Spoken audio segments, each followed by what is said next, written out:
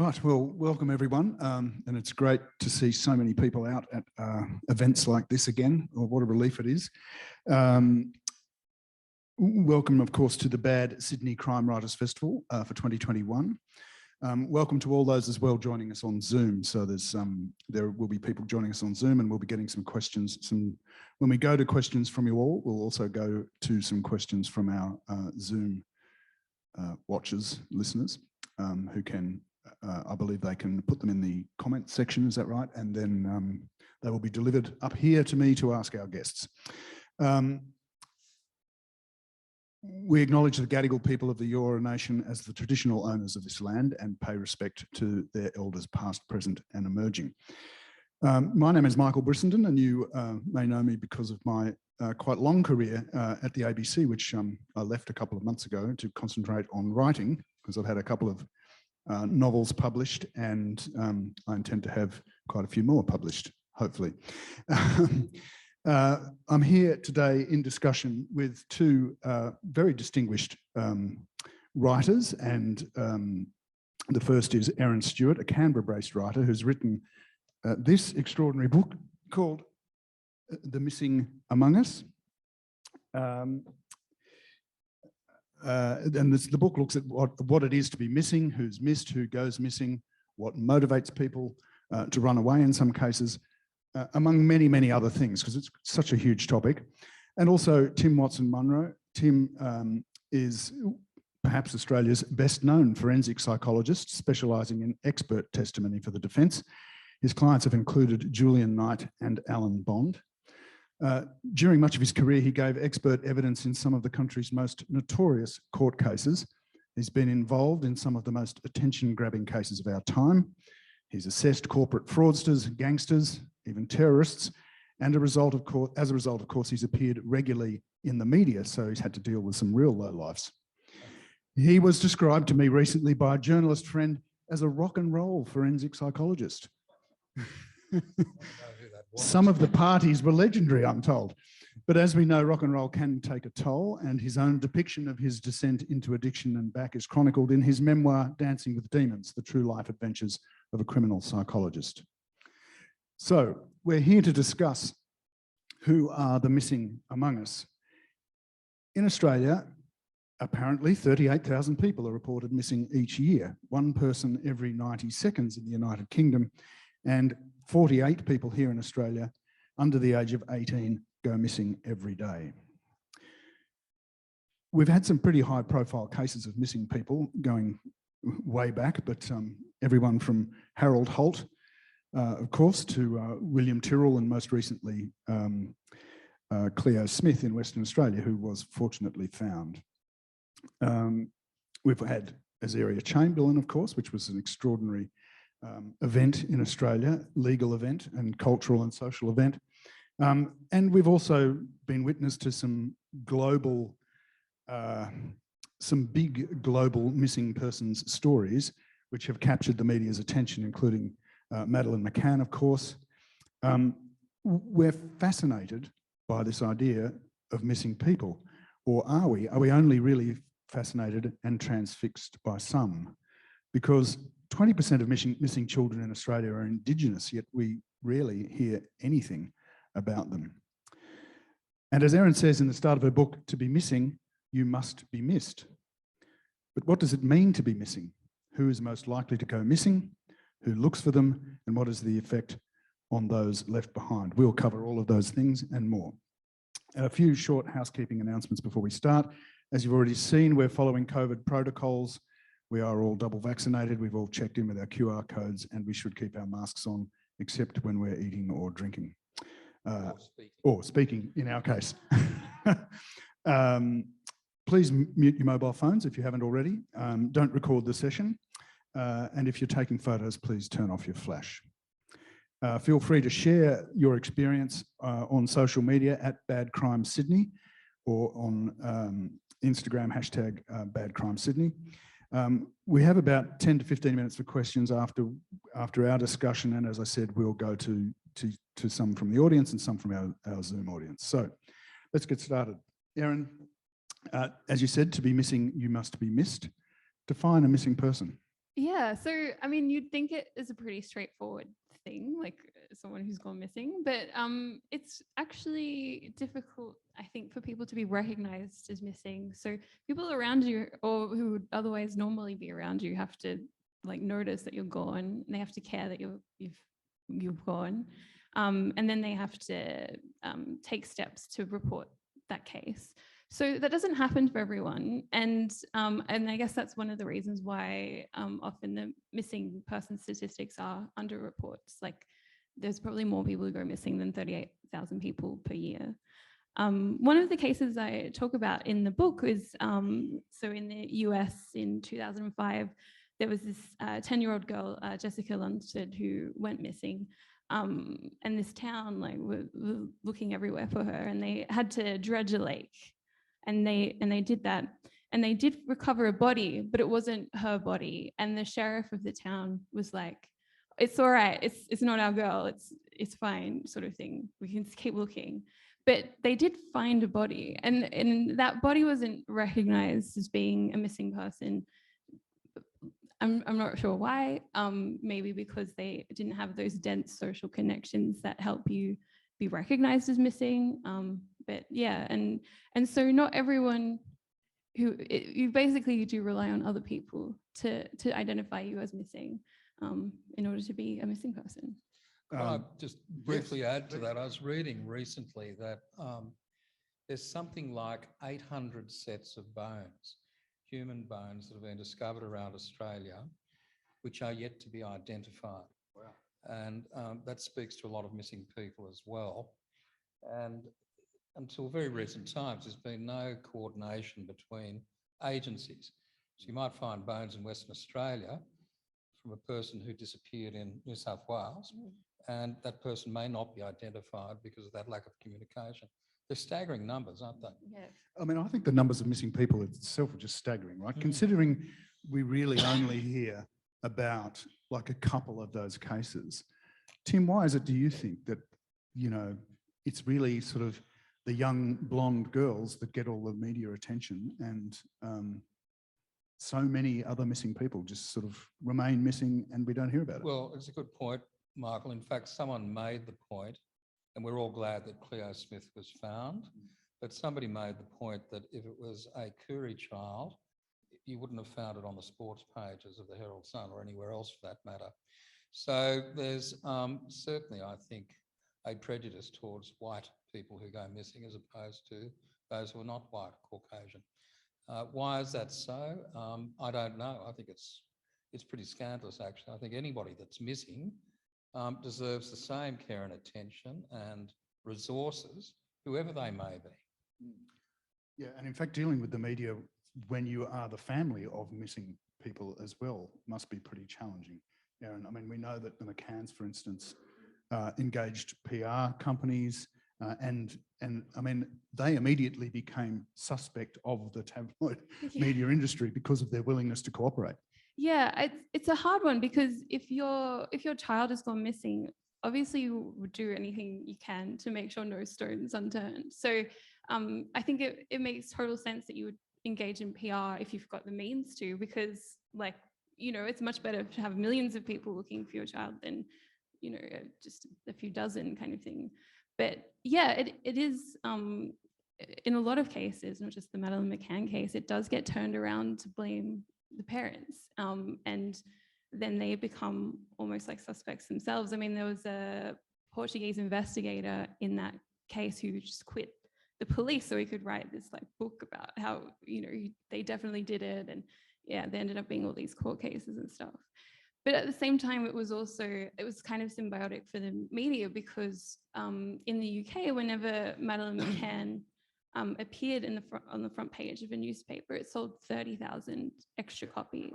So, you know, it's that weird relationship where the media is really relying on these stories, but also are quite abusive, I would say, towards. And Tim, I wonder, because we've had some pretty high-profile missing cases here, Azaria Chamberlain, for instance, and a number of others. But well, look at the way Lindy was treated. Yeah, you know, she was absolutely guilty. She was victim shamed and blamed.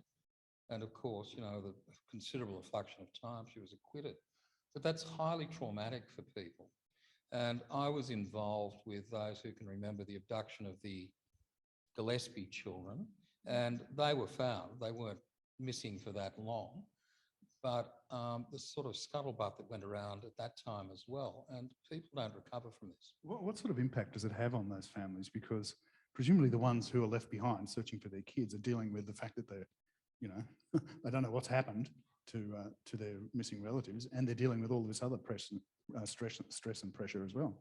What do you think, Erin? Well, it's horrifying. I think it's really hard. And I think like even if you don't have a high profile missing persons case, you know, just searching for someone is incredibly taxing. You know, it's expensive. It costs a lot of time.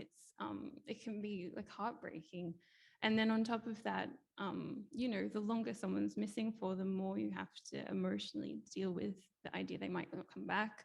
Or in the book, I talk about ambiguous loss, which is this kind of grief you feel when you're not really sure what's happened to the person that you're grieving over. And that can be like, it can be harder even than grieving over a dead person, because at least you kind of know what the nature of the loss is, and trying to like come to terms with that is so difficult. And it's something that, like, unless you've been in that situation, it's not something that it's easy to empathize with, I think. And not finding the body. So, you know, recently when Malat died, and I did a show with Channel 7 on buried secrets. So vicariously, I came to know Ivan very well. Unquestionably the most evil person that I've read about in this country and probably elsewhere. But there was all this footage of him at I think it was probably the Prince of Wales Hospital, the last days of his esophageal cancer, and the police were almost pleading with him, pardon me, to give some information. Yeah. And, you know, for families that never find the body, never know where the child is, you look at the Claremont murders, you know, there's one body that hasn't been discussed yet or found. There can never be full closure, because, you know, it's a sort of primordial thing. We need to grieve properly. We need to bury or burn or whatever we do with our dead in order to move forward. And if we don't have that opportunity, there can't be closure. And certainly I'm sure with some people, they may, in their heart of hearts, know that their family member, their loved one is dead. But until there's proof positive of that, people may continue to live in hope. And is it the case that police do routinely issue death certificates of people that they just conclude are dead, and they don't actually have the evidence and the proof that that's the case? So it's not necessarily routine, but it is something that happened. So one of the people I spoke to, her son went missing in 1992 in New Zealand, and after a few years, the police decided, oh no, this is probably a case of suicide. We'll just close the case, and a death certificate was issued, even though the mother had not asked for this and was against this, because there were some extra facts that made her think that, you know, there was worth extra investigation. So that was very confronting for her. And I think also the death certificate had some wrong information on it. So she had to like go back to the New Zealand coroner and correct her son's death certificate that she didn't want in the first place. So yeah, I think there's a keenness to close the books as much as possible, to maybe for service KPIs and that kind of thing, when people might not necessarily want to close off hope so abruptly. There's situations where people want a death certificate, however, because for legal reasons, all the property and all the things that go with that person are in limbo. It's a difficult one, I think. Yes. So you can't do probate, obviously, and things like that until you've actually got. I'm not a lawyer, but I thankfully, but, you know, I know a lot of lawyers. I think that unless there's a declaration of death, there's always the person who can come back from the grave and say, wait a minute, that's all mine, and you had no right to do it. And of course, some people want to go missing, don't they? Yeah, and it's, in fact, it's legal to do so. You can go missing if you want, as long as you're not, you know, under like police apprehension or something. But yeah, I think it's quite hard to go missing, because you would need to not use your credit card, or like not get on CCTV, or change your phone, probably need to change ID cards and stuff. So in this day and age, it'd be quite difficult to go completely missing, but yeah. Unless you put on a witness protection program. Yeah. And I've had a number of clients who've had, epiphanies and road to Damascus moments, generally driven out of self-interest, and they'll roll over on big cases in exchange for freedom. But the freedom also entails relinquishing their identity. And it's not just a matter of changing your name and moving somewhere. You have no further contact with anybody that's connected to your family, friends, and all the rest of it. So, how understanding is the system of people who actually want to remain missing? I mean, can you turn around and say to the police or whatever, look, actually, I don't want to be found? You actually can, yeah. So if you kind of one day go missing and police are concerned about the case, or even if, they might think that you've decided to go missing, in which case they might not actually follow up that case at all. They might not do anything to try to find you. But if they do, you can turn around to them and say, I don't want to get in touch with these people ever again. And they're beholden to that. Like, it's not, the police aren't a tracing service. They're not, there to reunite families. So yeah, that's a thing that you can do. I wouldn't recommend it. I think it's a lot nicer to the people left behind if you, Give them a reason. Yeah, let them have some closure. So obviously some people are, some missing people are taken against their will. Tim, what motivates someone to do something so horrendous? To want to be disappeared. Or to want to disappear someone? Oh, to disappear someone. So I'm a bit deaf. Well, there's a multitude of reasons. Revenge, money generally. Kidnappings is always generally about money. And I've seen a few offenders over the years who've kidnapped others, and I've seen survivors of kidnap. There's always anger and all the rest of it. And the problem with it beyond the event itself is that it can escalate, because once you've committed that crime, if you get the money, you don't want to be caught, so you get rid of the evidence. If you don't get the money and you go into a panic and you're looking at a lot of jail, quite impulsively some of the time, people will murder the person that they've taken. And I had a case some years ago of a woman who was caught up with a guy who came from a very bad criminal scene, and she'd witnessed stuff, and they wanted her to dig her own grave because she'd seen too much. And you can imagine the trauma that's ongoing with that individual to the present. She survived, but I suspect some don't. In fact, we know they don't. So look, the other thing is, are these people crazy or they're just bad? They're very bad people. They know what they're doing. They're capable of planning what they do, sometimes clumsily so, but they know the consequences of what they're doing. So that's what motivates them to take them and keep them, and sometimes never give them back. I think it's also probably worth contextualizing that in Australia, most cases of abduction are not stranger abduction. It's usually parental abduction. So it's usually a one parent abducting. Yeah, like a non-custodial parent abducting a child, which I think then brings into like abuse, or, perhaps escaping abuse, or perhaps abducting someone in order to abuse the other spouse. Yeah, the children become weaponized in a way. And, the tragic thing is that they're secondary to the process. And it's really then very much about revenge and causing your ex-partner or someone in the family don't like a fair amount of grief. And of course, mental illness is a huge factor in all of this. I mean, we look at the Cleo Smith thing recently, and that was, terribly sort of confronting and sad almost, watching how that guy sort of descended into this point where he did what he did. Presumably that's a big factor in a lot of cases too. It's really hard to know about him, and I guess to talk about him too much because it's sub judice, but it's certainly a tragic scenario. I would say, however, with a comparatively happy ending. I think we all collectively as a nation breathed a sigh of relief when she was found. Yeah, I think as well, usually when we're talking about missing persons and mental illness, it tends to be victims who have vulnerability and that kind of thing, or a lot of people go missing in order to escape traumatic circumstances, or in order to carry out maybe like a suicide where the body's not recovered. So I mean, sometimes we try to explain things that are very difficult to understand under that rubric of mental illness, whereas sometimes other factors, sometimes slightly more scary factors, like, you know, rage can be a motivating factor, and everyone's capable of that level of rage. And I think that's a difficult thing to grapple with. Yeah. One of the other interesting sort of things that happens when these stories become big, when these events become big media stories, is the public attention that they attract. And quite a lot of times people making hoax, Yes.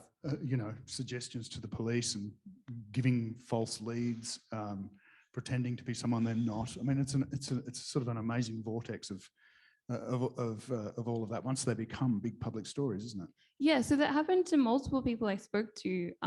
They would get calls from the public pretending to be like a spouse of the missing person, which is really random, or pretending to be the missing person. And it's been incredibly difficult for the families to deal with that, because you don't know what to take seriously when you're in the midst of a loved one's missing persons case. You find out a lot of information about this person potentially that you didn't know before.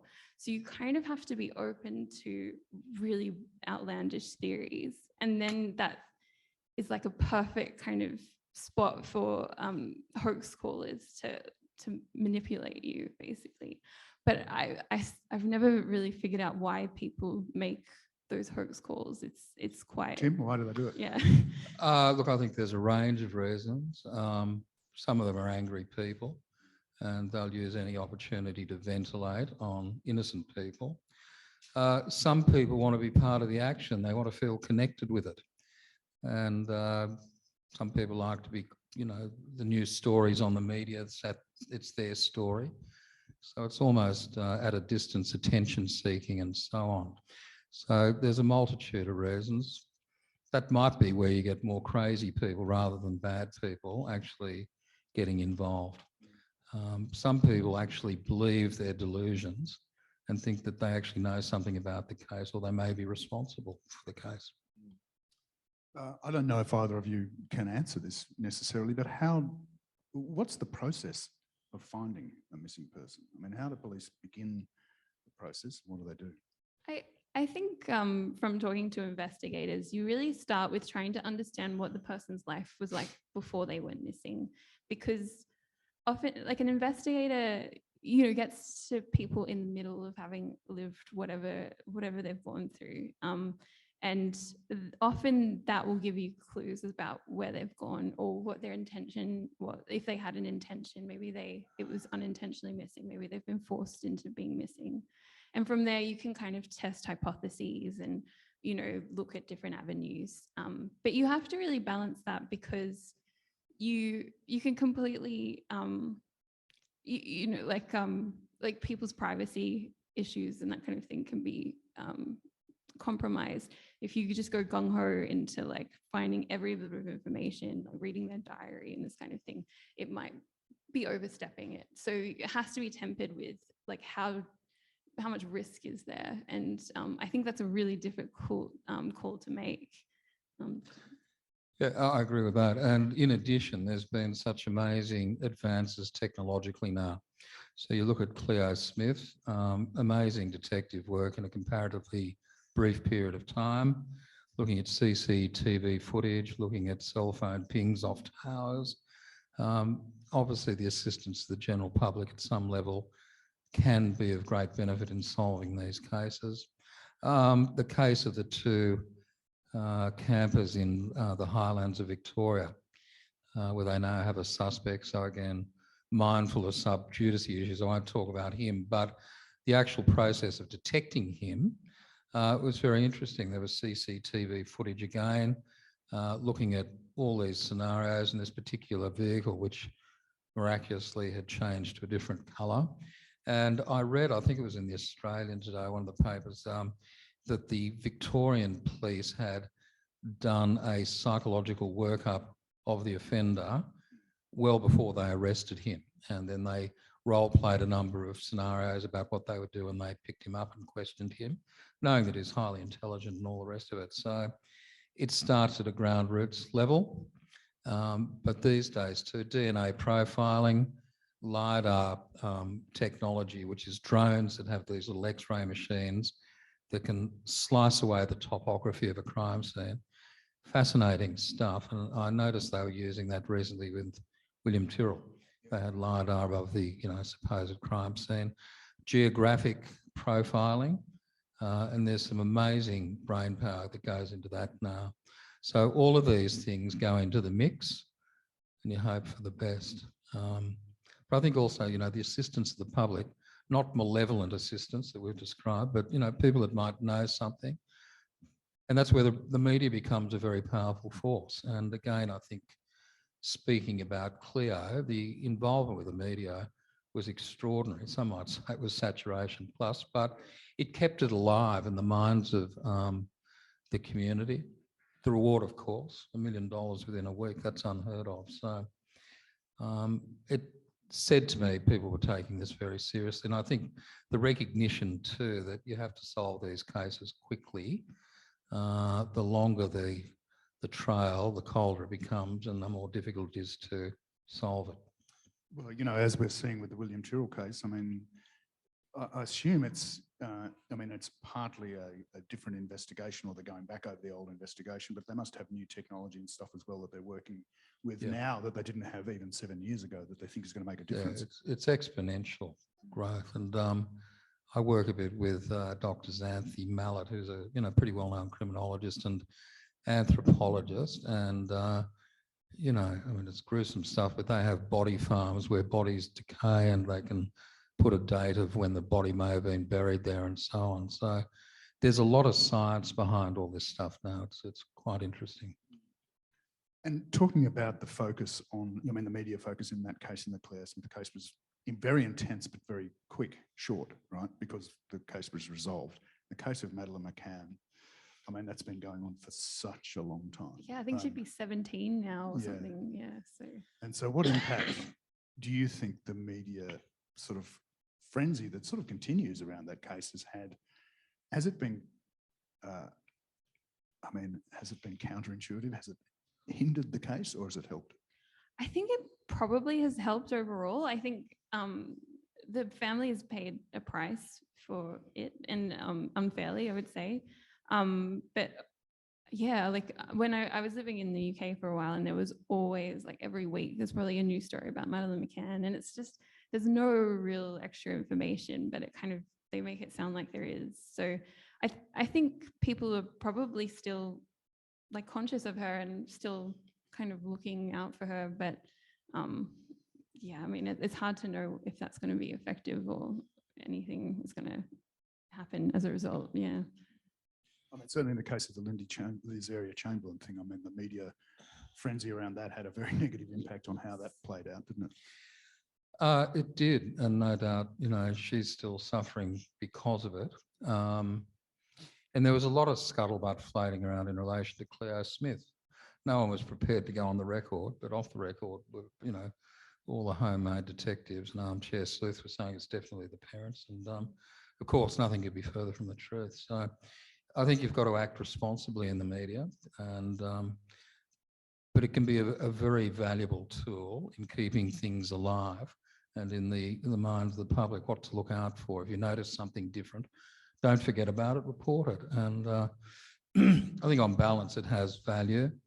The McCann case is tragic. Yeah, it's a global case. But I'm sure, without wishing to speak for the parents, but speaking as a parent, the last thing you want is for people to forget your missing child.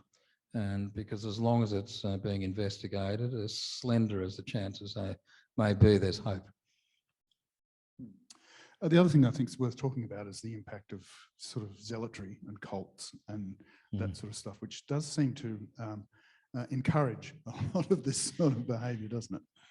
Yeah. So I looked into the group Shincheonji, which is I think it's fallen into disrepute because they kind of were spreading COVID in South Korea. So there was that. But aside from that, so it had people like just at train stations being like, hey, do you want to join this Bible study group? And they would, and it would take a long time for people to realize that they were in a really specific group with not like mainstream kind of Christian ideals. And then I looked at a case where someone had actually gone to South Korea, like kind of half abducted, half kind of by choice, to like live out this group's philosophies. And it was really hard on the family because they were like, oh, like, how do they were in New Zealand, and then just trying to like get them to see that they had a life beyond this group was really, really challenging. And they had to like get a deprogrammer, if we wanted a better word, to kind of get them out. Yeah. We all remember the Moonies, I assume. They were prolific everywhere in the sort of 70s and 80s. And I have had a friend who was in the US, and she was retained to deprogram people who'd been whisked away from Mooney compounds. And, I had long chats with her about it, and it's absolute brainwashing. They go in there, they take away all the things that give them points of reference to their other life, and they become, zombified, if there's such a word. And the parents would pay big money to have their kids rescued from these compounds. And you'd think they'd be grateful. More often than not, they were very resistant to it. And it generally took 2 to 3 days of being in a room or a safe house where they would systematically and progressively break down all the nonsense and get them back. But it's a powerful process. It's a very grey area too, isn't it? I mean, that's a case of someone. What do you respect their decision to want to go missing, to go into a cult, or do you respect the parents' decision that they've been brainwashed and you pull them out? I agree with that. It is very grey, and probably some of what was going on was not entirely legal or ethical. But, when you've got a 15-year-old kid, for example, you're the parent, they don't have any legal responsibility still as a child. I know what I'd be doing. But as an older person, if I wanted to join a cult, that's my decision. If I want to give my money to them, that's my decision. The other one that I was involved with in the 90s was the Children of God case. And, governments here and in Victoria raided these compounds in Melbourne and Sydney and took all these kids into care, claiming that the Children of God were a cult. And they were looking for all sorts of evidence of sexual abuse and, mind control and so on. And, the basis of the Children of God, it did start as a cult on the west coast of the US, a guy called Moses David, and they became very, very predominant in terms of, and they would use flirty fishy as a technique, which was, younger women's flirty fishy. Okay. The fishes and the loaves, and they would hook these guys in. They would love bomb them, give them lots of love and give them sex and free love, all the stuff that went on in the 60s, 70s over there and here. And so they were, I think, justifiably described and labelled as a cult, but they evolved. And so the people that were in Melbourne and Sydney back then, they were, eccentric, religious, devout people who didn't want their kids educated in the mainstream. Many parents don't these days. And anyway, there was a very long court case. Curiously enough, I was retained by Victoria Police before they did the raid. There'd been a father who'd put in a complaint about his kids who had gone off with the mother into this cult, so weaponising the children again.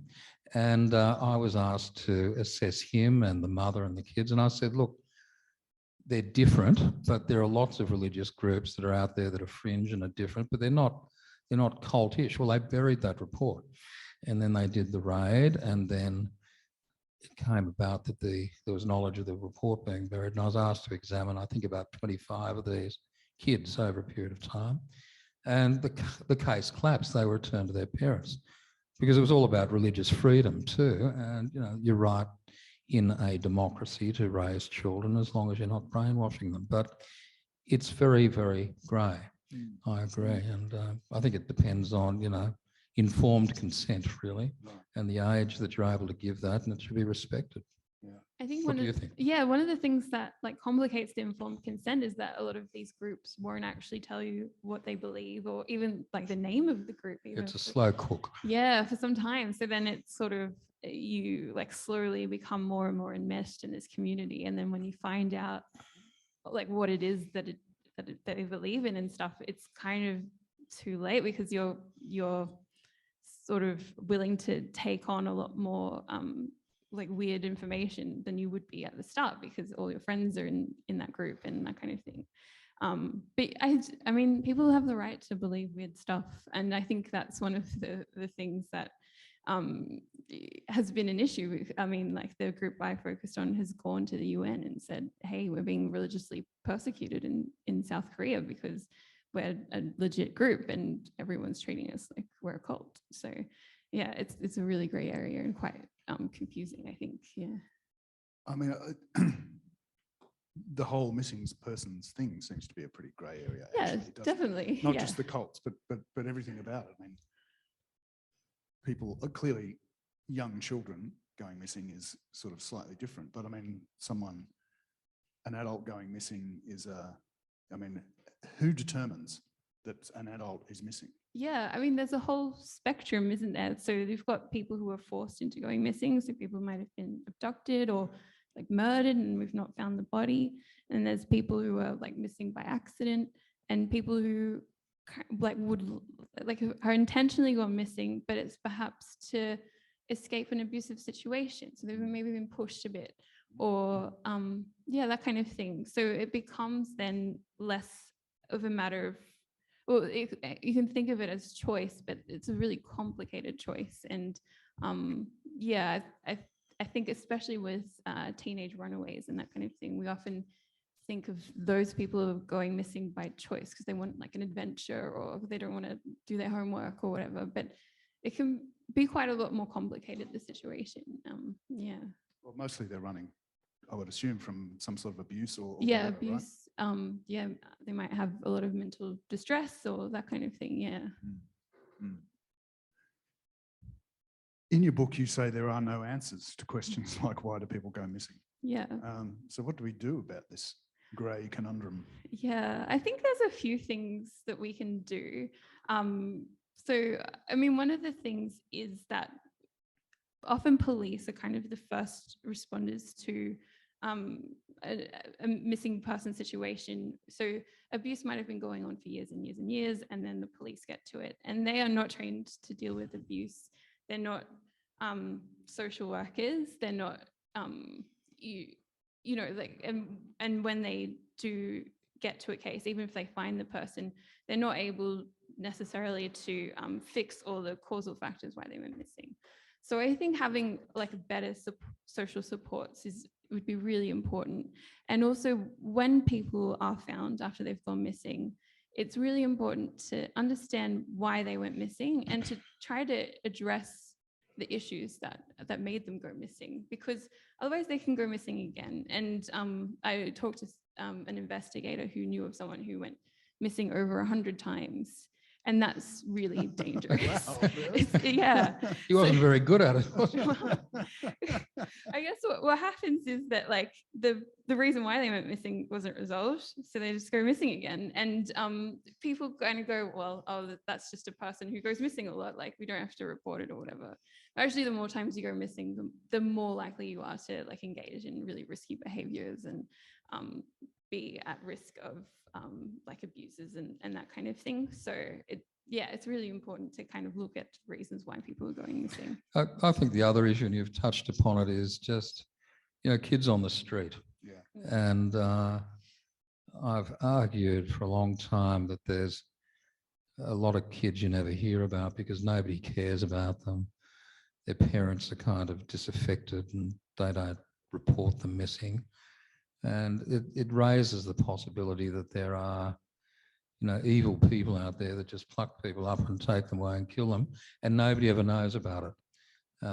Maybe the 800 undiscovered or undeclared bones could be part of that. So it's not just people running away.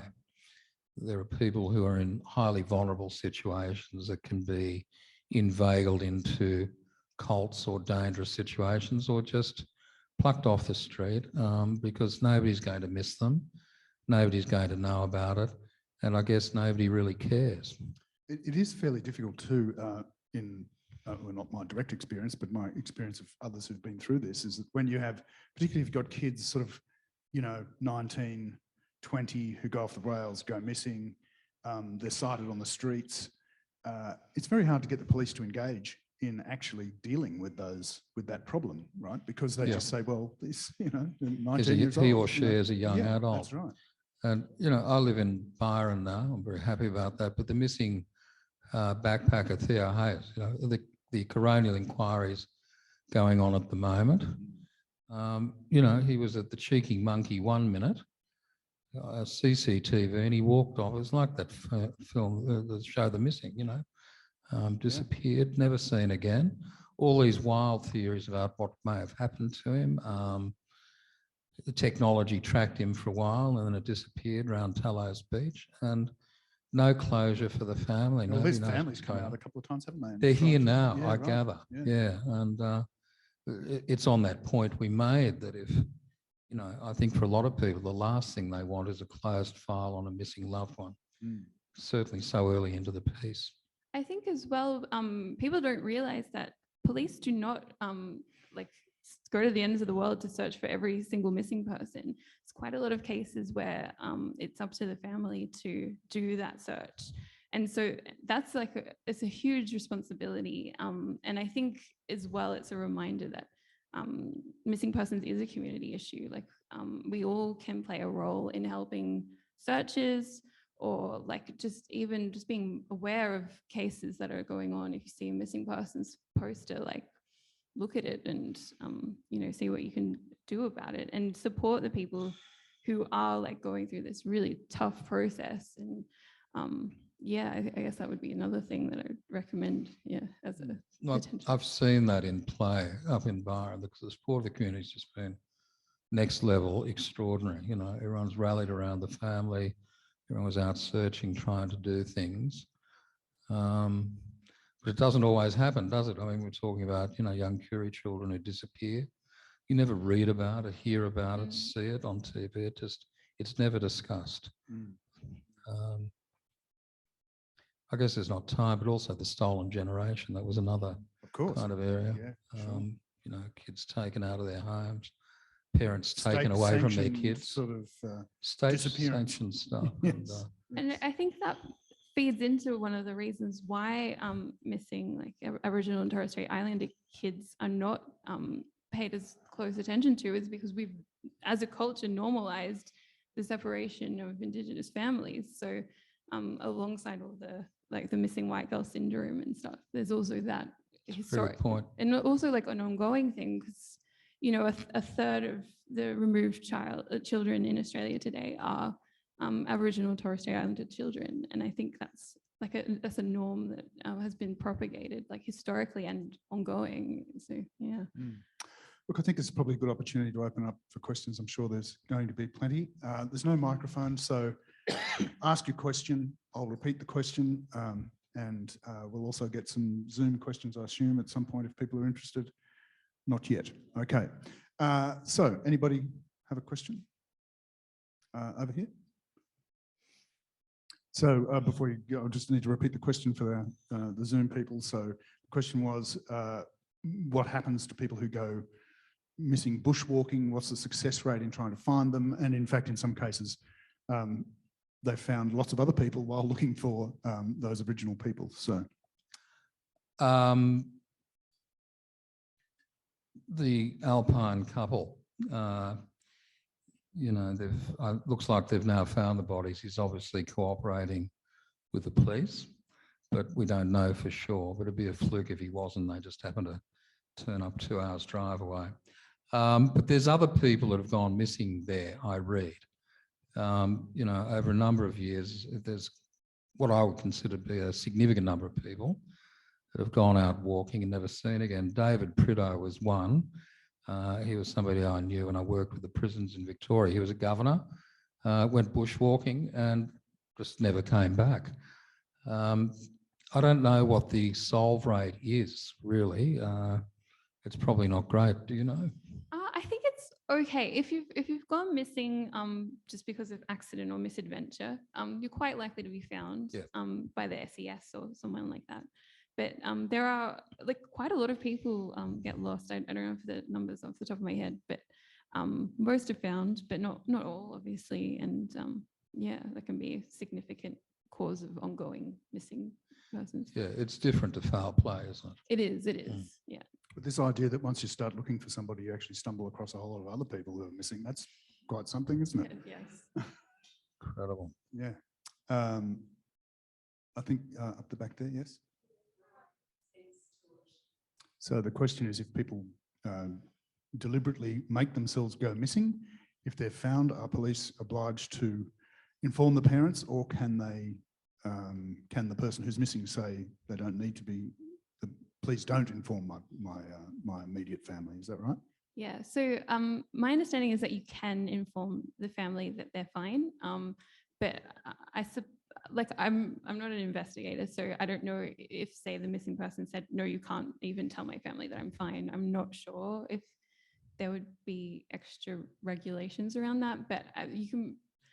In my opinion, it's not like a privacy issue to say, yeah, this person's alive. I think that's okay, but I don't 100% know. I think there's more restrictions around witness protection. Oh, absolutely. But generally these people advise, the ones I've known of and worked with, they advise the family that, as of whatever date it is, they're disappearing and you can't contact me, don't try and contact me. And sometimes the families also have to go into witness protection because the people are very angry with the person that's rolled over on them will get to them through killing and maiming their families. So the implications are huge. One more from the floor. Yes. So the question is, if there are quite a lot of people who deliberately go missing, how many of them actually decide that they don't want to go missing anymore, and how many come back? So it's the most common type of case is a runaway case. I don't have the exact numbers on how many people come back, but overall, missing persons are fine. It's well over 90% are back within a week or so. So usually when people have decided to run away, it's to get away from a specific situation, and then they often do return on their own or are found relatively easily. Yeah. So there's some questions from Zoom. What is the demographic breakdown of the official list of those who are missing? So I don't have the exact demographic breakdown, but it's generally overrepresented are women, especially young women, and that's mostly, again, runaway younger women. Also overrepresented are people from marginalized communities who have a lot of LGBTIQ people who go missing, a lot of people from certain racial groups, not all, but yes, certain marginalized racial groups go more missing. Disabled children or younger people, that kind of thing tend to be overrepresented. Yeah, so it's definitely something that it's more likely to affect you if you have multiple types of marginalization, or if you're a woman. Anyone else on the floor there? Another question? Yeah. So the question is, given the number of people who go missing, why is it that some get more attention than others? Yeah, so I think there's good reasons and bad reasons for it. So, I mean, someone like William Tyrrell, we would think of as very high risk because he's like a young child, went missing under very concerning circumstances. I guess on top of that, you've also got the media bias towards children, and especially, the missing white girls. partly because our newsrooms, I think, are overwhelmingly white as well. And I think it's easier to put yourself in the shoes of a parent or a child who's sort of similar to you in various ways. And I think also we kind of expect that some communities are more likely to be involved in things that are not like great. And so it's sort of like a structural reason why this person's went missing. Whereas like if a well-to-do young Madeleine McCann or, another girl like her goes missing, it's kind of seen as this massive tragedy, and it's kind of covered like a massive tragedy. There's sort of other reasons too, but police resources as well get put in. Yeah, more police very much resources so. get put into some of these. And is that because they're getting more media attention, or just? I think so. It's a mixture of things. So it's a mixture of like these are higher risk cases, but it's also, I guess as well, you don't have like infinite resources, so you have to be choosy about where you're putting them, and often they don't make the exact right choices. I'm getting old, I'm pretty cynical, but, the rapid solving of Cleo Smith, which was a wonderful thing, was it just a mere coincidence that there was then renewed interest by the New South Wales Police? Yeah. William Tyrrell. All of a sudden, this case that's 7 years old, and with great respect to the outgoing police commissioner, he's there on television. There's all this technology, and so far as I can tell, it's been an inglorious beat up. No new information, nothing at all, and yet, there's been a pile on that's quite extraordinary. What do you think? Yeah, and I guess as well, because the Cleo Smith case on top of that made me think of a 2013 case. It was a 10-month-old Aboriginal boy who also went missing in WA, who the police did not even check the phone records or anything. So he was found dead later, and it's not really clear like what if they had pursued that with as much technology and as much effort as the Cleo Smith case. There are plenty of other ways of investigating other than through the police, and clearly that's happening a lot with social media and people taking their own. There's a question here from Zoom from someone called Jay Roberts who says, is social media like TikTok investigators, inverted commas, for the Gabby Petito case? Are they more helpful or detrimental? And actually, can they be successful?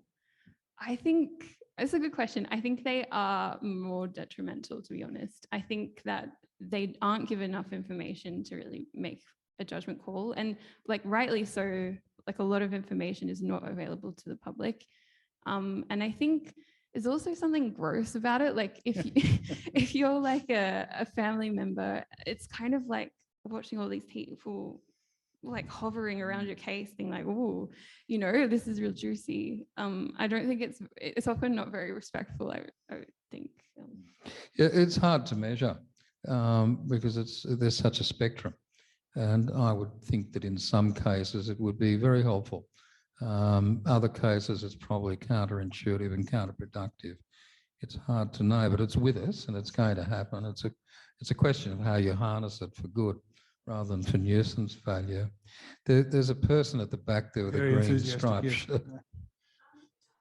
Yeah, so the question is, given the treacherous nature of the country that we live in, people can get lost and be considered missing simply because there's no other answer, I guess, and we get sort of wound up in that. What's your view? I think there's definitely probably a bit of that, and I think, but on top of that, there's also I guess a settler mindset where we do attribute often like bad things that happen to ghosts or like to the eeriness of the bush, or like the bush itself is like antagonistic. And we kind of see that in like Picnic at Hanging Rock, or even like Wolf Creek. It has, that was based on Ivan Milat's crimes. But you get like a sense of like it's like the Ivan Milat figure is almost like a Ubiquitous. Supernatural, and a ubiquitous kind of form. The other, just on that, it's 35,000 people here. We're pretty well represented, aren't we? In the UK, it's 350,000, I think I read in your book. So it's a global phenomenon. I'm not sure how that breaks down on a per capita basis, but we're far less inclined towards high density living in this country. And people do meet death by misadventure. And if you don't find them, you'll never know what the story behind it was. We're coming pretty close to the end. There's just quite an interesting question from Joe Dixon from Zoom. For a death certificate to be issued in the absence of a body, does the process need to be instigated by the family or the police, or is it the coroner? If so, how long after this person's been missing? I think it varies. I'm not like well versed in the law, so I think there's something around the 7-year mark, but you could apply for a death certificate earlier than that if the facts kind of seem correct to point towards that conclusion.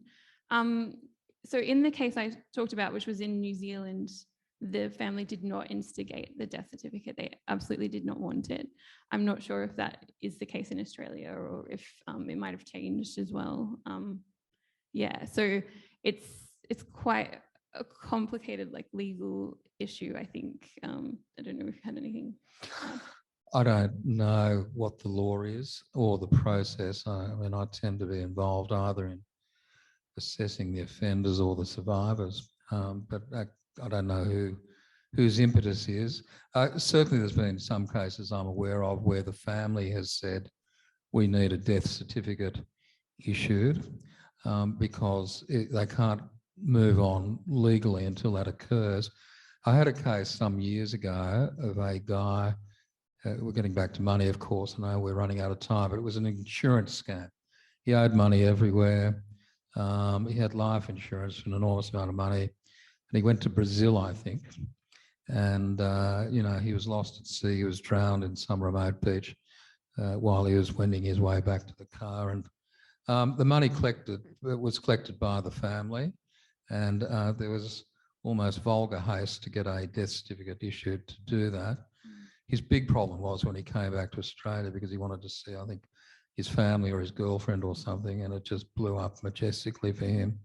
So, I think a lot of this stuff, not speaking as a lawyer, but speaking as just what I've observed, it's as much as anything, it's predicated on the need for financial resolution of some sort.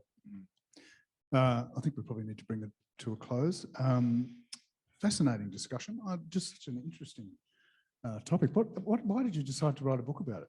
Oh, well, I mean, we could go on for ages about that. But I guess, like, for me, I was interested in unresolved stories because that's very much my experience of life. Like, we don't necessarily get a resolution from what happens to us. I have, like, chronic illnesses and that kind of thing. You don't know what tomorrow will bring.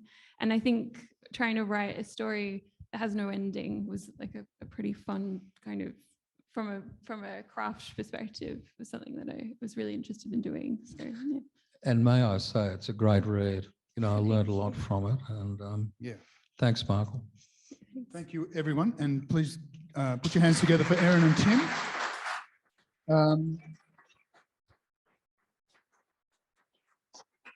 Our speakers, we'll all be available to sign books out at the bookshop if people are interested in buying books. Highly recommend this one. Those of you on Zoom won't be able to get your book signed, but you can still buy books from the State Library website. And we ask you to leave the room at the end of this session, even if your next session is in this room, as it needs to be cleared. Thanks again, everyone, for coming. It's been a fascinating discussion. Thank you.